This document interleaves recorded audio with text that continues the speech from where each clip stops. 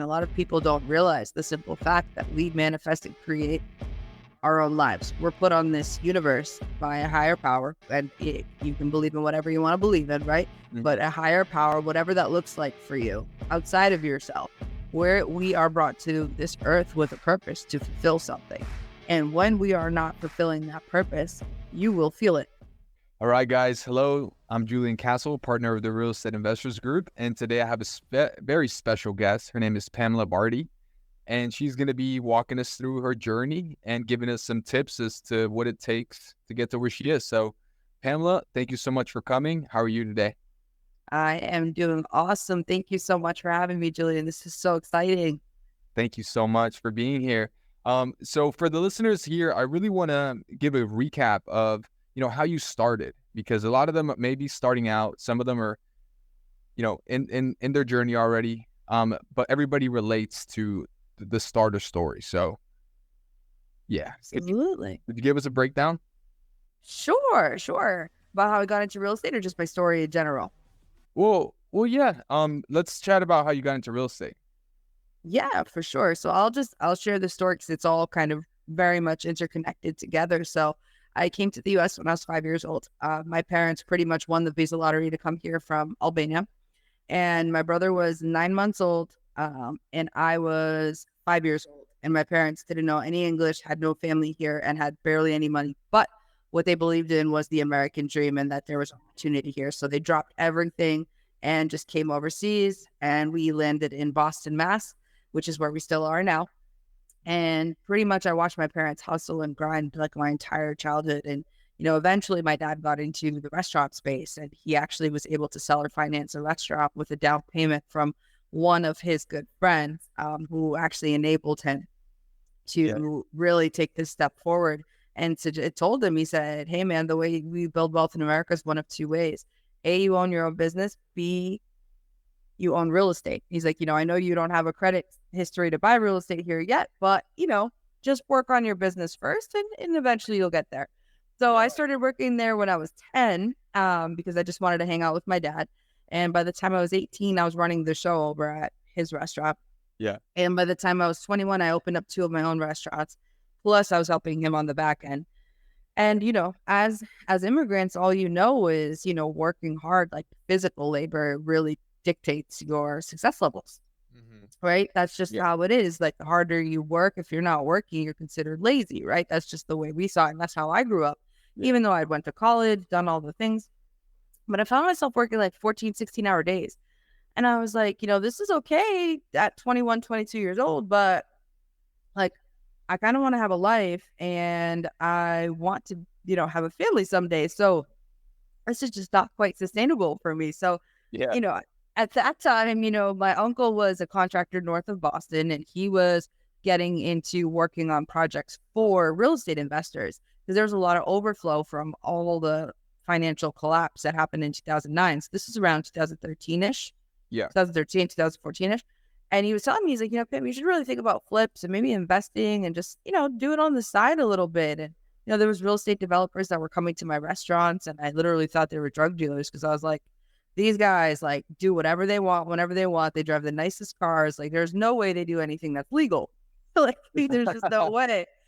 Oh, there's just no way that's what they do. So, I started talking to them, and they're talking about like, making money work for you, just like concepts that you just don't ever hear of. And especially at that time, like 10 plus years ago, like people weren't openly talking about this. I mean, Bigger Pockets around this time was just in like maybe 1 or 2 years, and their social media wasn't where it's at now, and like so people didn't know this stuff of mindset shifts and real estate investing and things like that. It was a very new thing. Yeah. The educational platforms were just starting to take off, like Fortune Builders and all the big dogs were just starting to really like start capitalizing on the education, on flips and things like that. So I, at that time I was like, oh man, this is interesting. Like if I could just build a couple different streams of revenue for myself, that would be awesome. Like that would be awesome. And then, I'll keep my restaurants, do my thing. And then, I ended up hiring a coach, did my first deal, made almost 100K on it. Absolutely loved it. Like had so much fun, like working with everyone in the process, the construction process. I was like, this is exciting. Like this is what I want to be doing. And so from that point forward, I wasn't expecting for real estate to take over my life, but it did, and slowly started pulling out of my restaurants and kind of began to grow my real estate empire, if you will. So that's how it happened in full sequence. That's amazing. So I want to highlight a single fact there. And it's you went and got a mentor. What Yeah. was that? What was that reasoning? Why did you do that? How did you know how to do that? Yeah. So I mean, I went to a whole bunch of like seminars. I went to every meetup you could possibly attend. I mean, I went to everything. Online resources. I would definitely looked at Bigger Pockets, joined that. But I found that a lot of people weren't in my market. And I was just kind of like, well, like I really want somebody that's gonna hold my hand and do it here. There's so much risk involved in this, you know?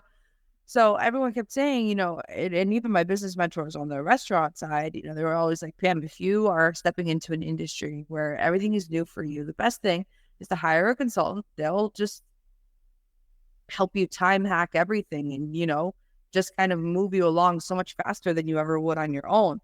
And with a business that involves this much risk as real estate flips do, you should really make sure your protected assets are protected, everything.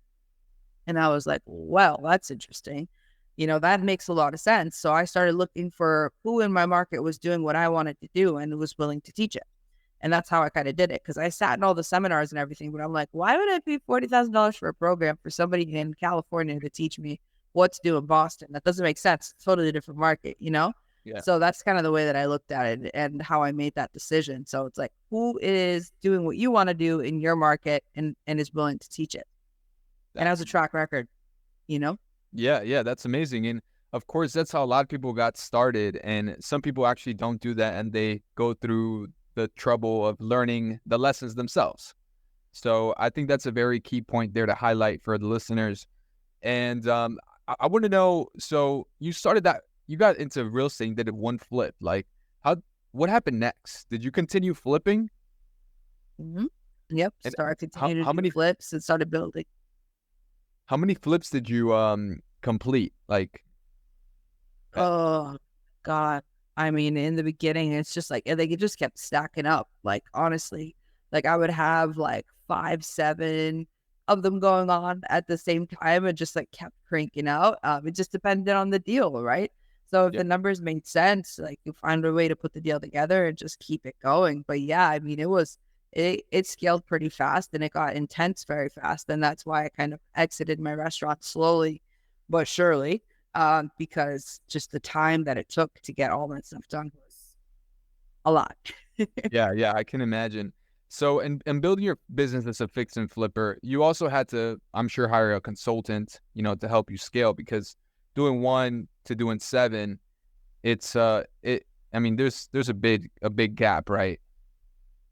Yeah, and surprisingly, just my coach stayed with me throughout the process and like kind of I so pretty much had him and then was kind of learning on my own and learning how important cash flow is and to not be overly ambitious with how soon construction will finish on certain projects and things like that. So learned some lessons along the way for sure, but definitely always had support behind me without a doubt.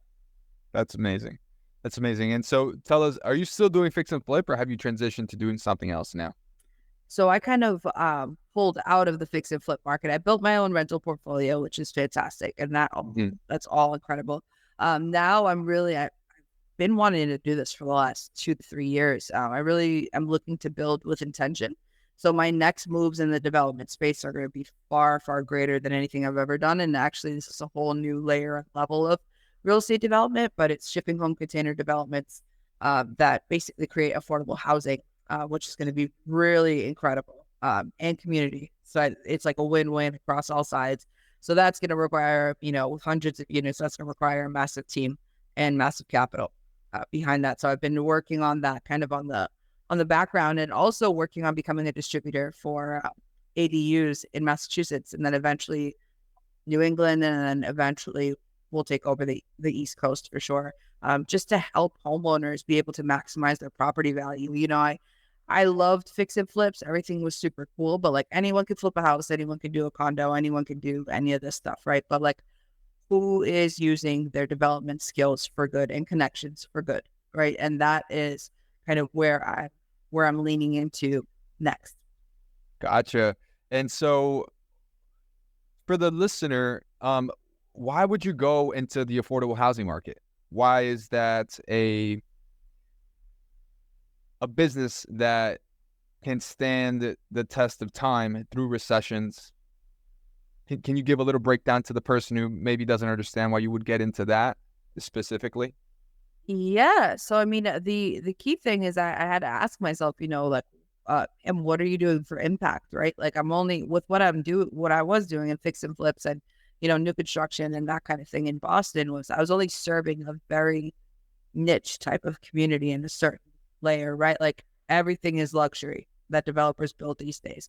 It's Yeah. all kind of the same. There's really no impact. No offense to anybody who still does it. A lot of money to be made there, but for me, it was just like I knew I had to go greater, and I knew that I had the right relationships and the right business model to create these communities of like shipping home containers where people can actually come in and purchase something affordable and have an incredible community that's built around it. And I have a lot of like the illegal infrastructure and just a whole bunch of stuff that would make this a win-win from kind of all sides.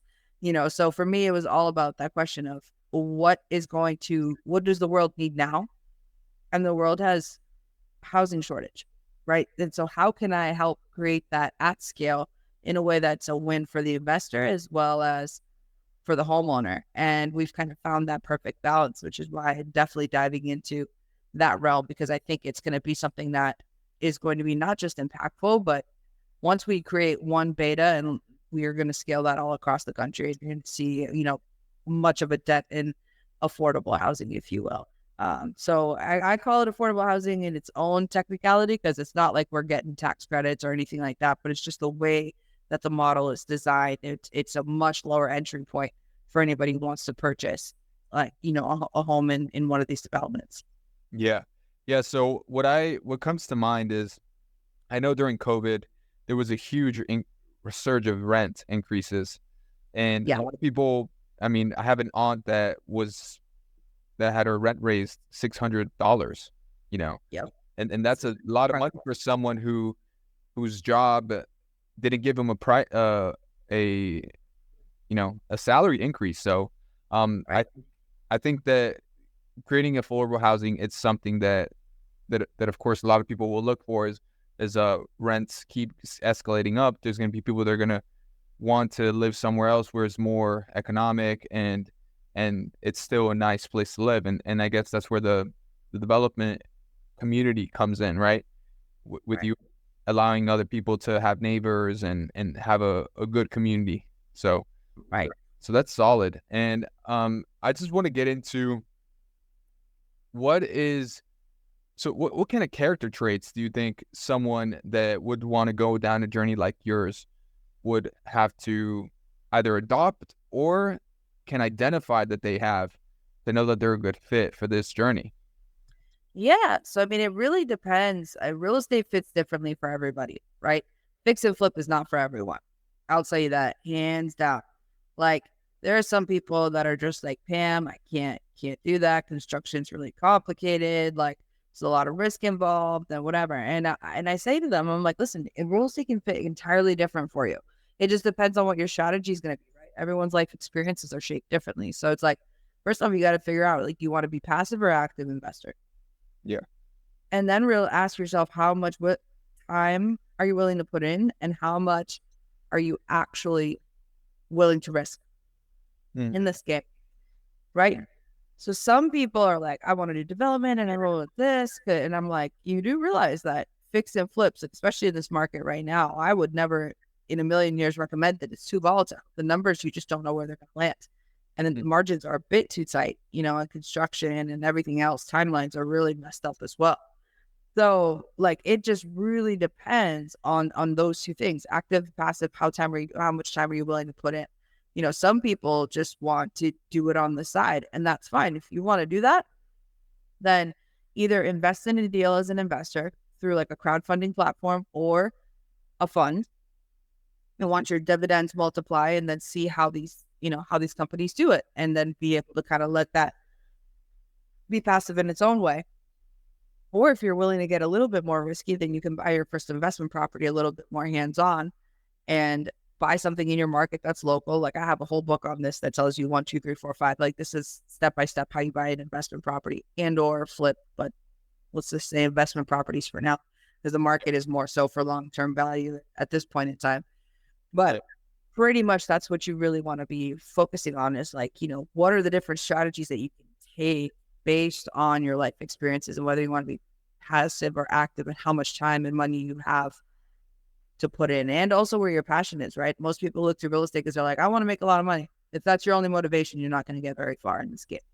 People who are really genuinely successful in real estate are the ones that are deeply passionate about it, the ones that are hands-on. You can still be, don't get me wrong, you can still be a doctor and invest in a fund and get your dividends and diversify into real estate. No problem. But I'm talking to the ones that want to like get into fix and flips just because they want to make a lot of money. Remember that that's construction. You are running a construction project. There's a lot of risks involved with that, and it just with the right coach and the right team, yes, you can do it. But especially for the first ones, I would be partnering on deals with other people. I'd be investing in a deal like with a developer in your market first, see how that process plays out, and then kind of walk the line through them, right? By seeing that process and then decide whether or not you want to take something on, because it takes a lot of grit. It takes a lot of risk. It takes a lot of courage. And it's just a million different things that you need to factor in, whether it's a right fit for you. I'm not saying you can't do it. You absolutely can. It's just a lot of things to consider when getting into the game, because there's just different layers to it, right? Like you could be an agent and just sell properties and broker deals all day and make a lot of money, right? Do it part-time or full-time. That's great. Yeah.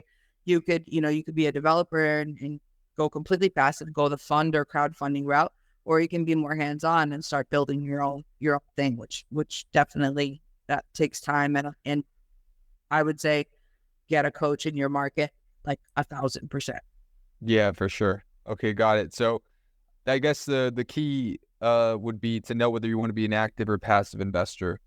And yeah, I mean, I would say the same thing. And for the beliefs, you mentioned something about like, yeah, you can do it. Like what is something that could stop someone, maybe a previous student of yours that was considering fix and flipping? What stops people from going into this real estate business? Saying, for example, that fix and flip is their first stop, but they continue to do other things just like you. Yeah. What do you think? Yeah. So, I mean, it really just depends on their strategy. That's why, like with anybody that I coach, I'm like, listen, let's just get real clear about what your strategy is, because real estate's overwhelming, right? How does it fit into your life? Because you're going to be very overwhelmed trying to fit real estate into your mold, right? Like you've really got to see how real estate works for you, right? And not really kind of try to put like a square into a circle kind of situation. That you got to let it flow within your life. Because there's some people that I've said, like, listen, I think the agency route would be better for you in the beginning, and then work it up from there. And they're making a shitload of money on the agency side and brokering deals and crushing that world. So I'm like, amazing, that's fantastic, right? And then there's people that want to get into the fix and flips, and I've been kind of advising, and they're like, Pam, I don't know. It's just like, 25% capital gain tax. I'm like, exactly. So change that method and take it into like buy, renovate, rent, refinance, and keep it going and keep it plugging. But it's really, the key is figuring out how to make real estate work for you rather than you making it work for it. Because the thing is, it's just different. Like there's some people that are in like sales, for example, like car sales, that have easily translated over, or restaurateurs that have easily translated over. Like the game is, you've got to find your niche in the space and what works for you. Otherwise, it's going to be like you're like running in circles, and it doesn't feel, when something's not in flow with you or meant for you, it doesn't feel right. But whereas when you're led to the right strategy of how you can make money in real estate, and then slowly, at least as your first step, then go from there. Because for me, remember, with my restaurants, what I wanted was just to have a different stream of revenue coming in, do 2 or 3 flips a year, have that extra income, and that was it. That was my entry into real estate. I just wanted to do flips, and that's it. But then it transformed into building out my development company. Then I got into the brokerage side of things because my coach told me I was leaving money on the table. Then it dove into, creating the construction company as well. So it like led its own path, but that's because I was flowing along with it, right? But you just need that solid first step to figure out how is real estate going to work for you, and then kind of let it manifest from there. Because the problem is, and what I find with a lot of people is there's this massive lack of focus because they want to do everything. They want to buy mobile home parks. They want to do this and they want to do that and they want to do fix and flip. It's like, focus on one thing and let it go from there. Yeah, sounds good. Got it. Okay, so I guess people have shiny object syndrome even in real estate because there's so many different asset types to do, and if you do that, you can't catch 2 rabbits at the same time, as the saying goes. So right. Yeah, it makes sense. And so in terms of skills, I mean, this is probably a huge conversation, but what kind of skills are the most important, you would say, to master for this kind of endeavor? So that ties into your strategy of how real estate's going to work for you, right? Everyone has different skill sets and expertise, and every single area of the real estate game requires different skill sets, right? So if you are a developer, people management, time management, construction management, that's going to be real key for you. You need to have all those people lined up and ready to go and cranking out. If you're on the agency side, you definitely master negotiator. Then there's a whole sales process when it comes to like becoming a real estate agent and doing all that kind of stuff. And then there's residential versus commercial. There's a whole lot of skill sets for that. And then, as a passive investor, you really don't have to do much. You just have to trust in the right people, right? Build the right relationships.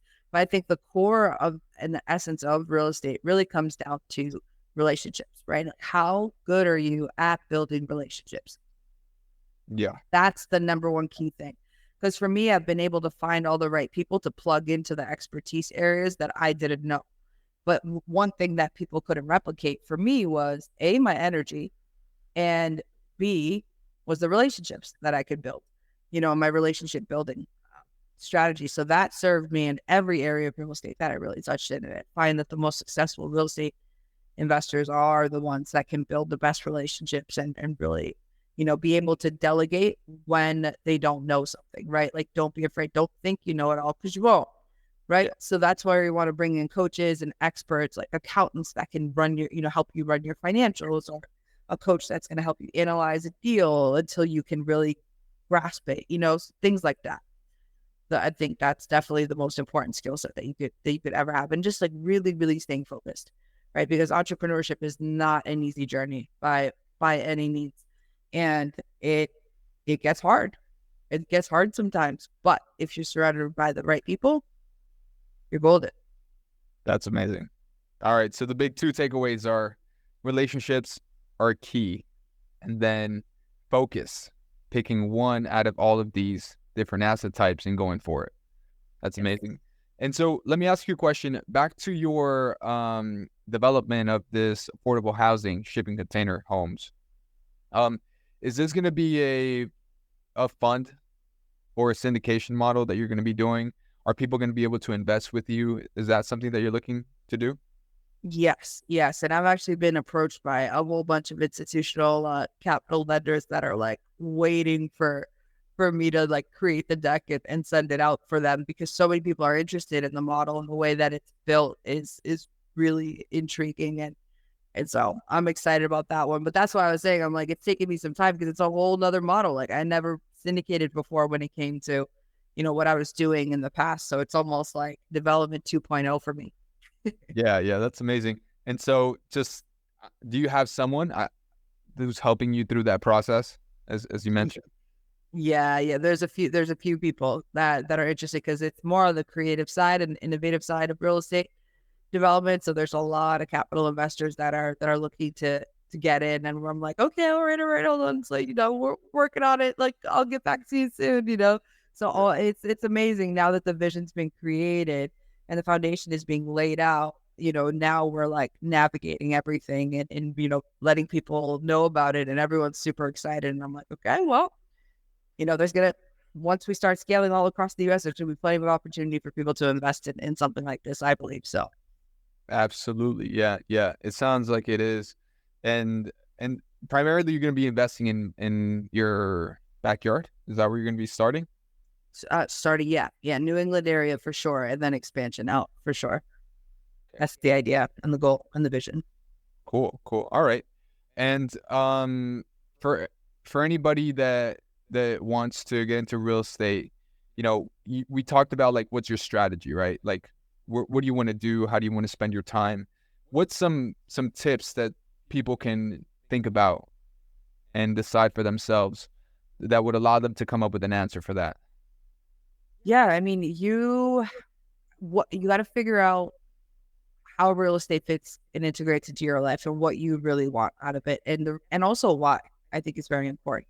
And once you figure that out, really start surrounding yourself with the right people, those who you want to be like, right? Like those you want to mirror and model. So who is doing what you want to do in your market right now? So go to the investor meetups, like talk to the developers in your market, like reach out to the agents that are top producers, like do all of those things and get your knowledge in on the market. And that's going to be the best way that you can do it. I mean, like, granted, there's a lot of free information online, but every market's different, and the better you know your market, like real estate's a local business, the better you can cash flow. Like I just spoke to a friend yesterday who in New Mexico, he bought a mobile home park, like, with him and his buddy, and they live there. So they live like in New Mexico and like very close to this mobile home park. And he's like, Pam, nobody would touch it because institutional capital, it just didn't meet those requirements. Yeah. But each of us cash flow $5,000 a month off of that. I was like, he's like, because we know that this, employment is here and here and here. I'm like, that is such a win. Like that is the type of thing that you want to be looking for, right? Real estate's a local business, and how can you win in your local market? Yeah, that is amazing. Yeah, there's so many asset types, and mobile home parks is one of the ones that yield the highest return, has the highest cap rate. That's just a fancy term that means that it makes the most money for the price. Right.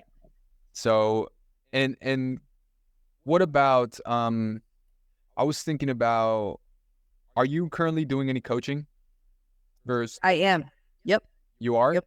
And so can you tell us a little bit about what you do in coaching, so that anybody listening is interested can reach out to you? For sure. Yeah. So when it comes to coaching, it's a blend of two worlds, right? So it's a blend of always learning something new in the real estate investing industry. So I do a group coaching model that basically, it's virtual once every 2 weeks. We're connected together. And essentially I have like speakers that come on. I go on there and teach. It's all live. And then we've also got a whole database and then a whole metric system that basically tracks your success kind of throughout the program, which is amazing. And it's a rolling program because I find that with real estate investing, like you just never know when a deal is going to pop up, right? So if you only do a 6-month program and it takes somebody 7, 8, 12 months to get there, it's like you're kind of leaving them out. So that's why I created the program the way that I did. And it's more like a family. So we've got the real estate investing side, and then we've also got personal development because, I genuinely believe that if you're not in alignment with mind, body, and spirit, your business won't go anywhere either. So it's a big combination of a whole lot of different things. But I basically created the community that I wish I had when I started like 10 years ago. Yeah, that's amazing. And for people that are listening, why is personal development so important or so powerful for their lives? Yeah, I mean, well, mind, body, and spirit, these are the 3 things that affect you the most, right? So like if you have health issues, your mind's not really going to get past that, right? You're gonna be like, my head hurts or whatever else hurts. Like it's just, these are blocks to your success, right? Yeah.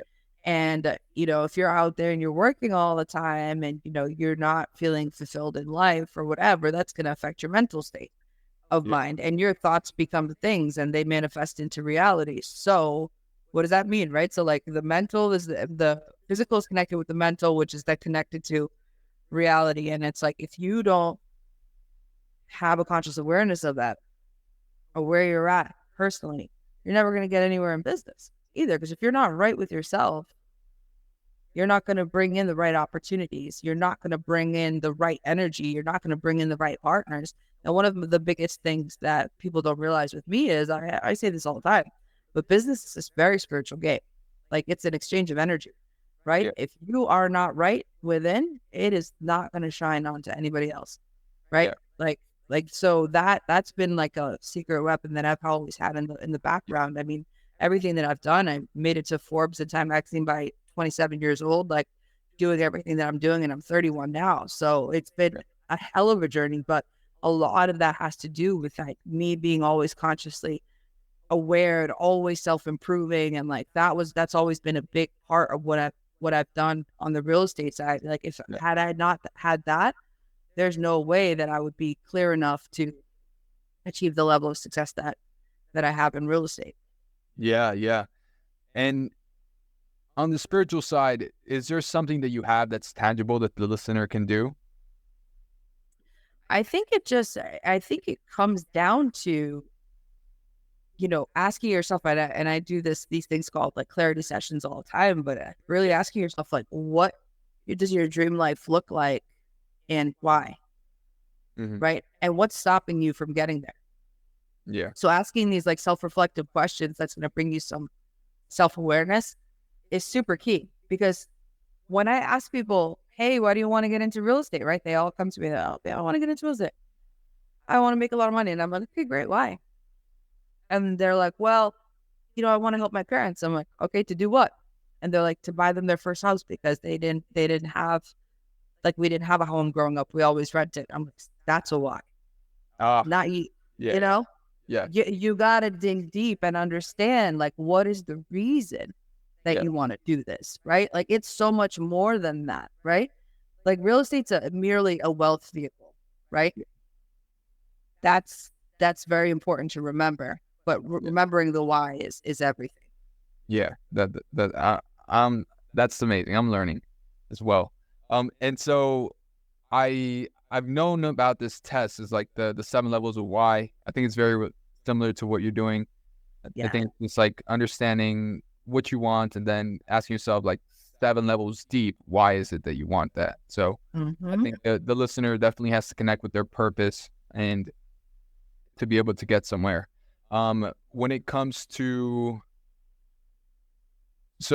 when it comes to being what was I gonna say? When it comes to being spiritual, why is it so important to have like a why? Do things get hard? Like, do I need that reinforcement? Like, why is it so important? And to the person that doesn't have their why and is trying to do things, what's the difference? Yeah, well, I mean, I think it's also giving your life self-direction. A lot of people don't realize the simple fact that we manifest and create our own lives. We're put on this universe by a higher power, and you can believe in whatever you want to believe in, right? Mm-hmm. But a higher power, whatever that looks like for you, outside of yourself, where we are brought to this earth with a purpose to fulfill something. And when we are not fulfilling that purpose, you will feel it. Because when you are entirely in flow and things just seem to come to you. Like, people just tell me all the time, like, yeah, I feel like everything you do, like, it just like flows to you. Like, what the hell what is it that you do? Well, I'm co-creating with my higher power to live out my purpose. That is why I love what I do. And I continue to do that. That's why when you see the most successful entrepreneurs and they're just like living life and they're just happy and they just want to help people and do their thing. And some people just can't understand that, they're just like, why, how is it that everything just flows to you? Well, it takes a long time to understand, what is your purpose, right? And then connecting to that and accepting that and really living that out. This is a whole journey of its own, right? And then kind of letting it manifest in this universe. So I think the spirituality piece is a big part of it, because it's like, you're going to feel it deep down. We're all connected to something, and also each other, right? So the more that we're living in our purpose and what we're meant to do, the more we can design our lives accordingly. When you are consciously aware of your purpose, then you start to create your life in that way, and start, opportunities pop up out of nowhere, things start to happen. Like, it's just incredible. So it's just, it's part of the cycle of like everything with fulfillment, right? That's really, really key. And it's not something that you can so much explain. You can just feel it, right? Like when you're not connected, when you're not doing what you're supposed to be doing, you feel it right away. And when you are, it's like everything seems to just flow. Yeah. Yeah. That's an amazing perspective on life. And so for the person, let's say there's some people out there that are really into getting money. Their purpose might be to make as much money as possible for X reason, whether that is to get their parents a house or to have the life they haven't had, that they dream of. What do you know now, knowing the different asset types of real estate, like all the different buckets of real estate that you can get into? Would you, which one would you say would be, I guess it's preference, but which one would you say would be a good one to start, where one could get the most return from their time, given that you gave it the same amount of time that you would to anything else, you know? It really it depends on those two things that I was talking about earlier. It depends on the time you're willing to spend and the money that you're willing to risk. Yeah. That's really what it comes down to. I mean, I think if you're in your local market and you genuinely are looking for different opportunities, that's where you're going to strike the most, because you know your area location better than anybody else, right? And like I said, like those guys that are in New Mexico, they can cash flow $5,000 a month each, and like, you know, these other investors didn't see an opportunity in that. But for them, that was, you know, that's a lot of money. $10,000 net per month is like pretty amazing, right? So like playing in your market, you're gonna find these types of deals, and it's just a matter of like your strategy, right? Because there's funds out there. I mean, there's real estate funds that you could diversify into and get your passive dividends. I mean, I just learned of an infrastructure fund that does infrastructure for all the bigger developers like H.R. Horton and stuff, and they're offering 14.6%. So I mean, there's funds that are give you great return on your money. Yeah. Then there's also, you know, properties that you can buy and hold long term, renovate and hold long term, that can cash flow you every month really well. What does that look like? You know, so it really just depends on your investment strategy and where you're kind of looking to build. Yeah, that makes sense. So to everyone listening, really doing a understanding of what it is that you want and how much time you want to put in and how much money and risk you want to have depends on, you know, your strategy in real estate going in. So and high risk, high reward, Julian. You know, that's something to remember too.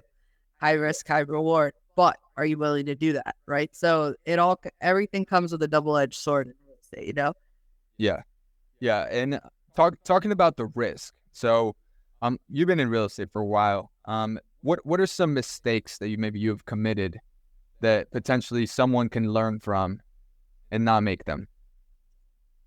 Financial forecasting is definitely everything. You know, don't get too excited about a deal. Don't think you're going to be in and out of something within 6 months. What if construction takes 9 months, and then, you know, by the time you get it on the market and it sells, it takes 12. So making sure you're adding your cushions into all your financial models, you know, regardless of if it's a flip or if it's a, you know, buy, renovate, and then rent and hold, like that kind of thing. Just making sure that you have the right cash flow to ride it out no matter what, and putting in contingencies into your construction budgets is definitely huge too. Yeah. All right. So being conservative and just putting in what they would say when you're bowling, the rail guards, so that you don't get off and into the bad zones. Cool. So Pamela, where can people find you if they want to listen to you? Yeah. So we've got like Instagram and also on LinkedIn, Pamela Bardhi. And then I've got my website too, www.pamelabardhi.com. And, you know, feel free to reach out, any questions, anything you heard here today, like definitely just drop me a DM. And IG is definitely where we're most active, without a doubt. So just reach out anytime. Awesome. So follow Pamela Bardhi. And guys, thank you so much for tuning in. And Pamela, thank you so much for coming as a guest. I really enjoyed this conversation. I know a lot of the listeners took a lot from it, and we're looking forward to doing another podcast with you someday. So thank you. We appreciate it, and we hope you come back soon. Thank you so much for having me, Julian. Appreciate all of you. Thank you so much. All right, guys, stay tuned for the next episode of the Real Estate Investors Podcast. All right. Bye.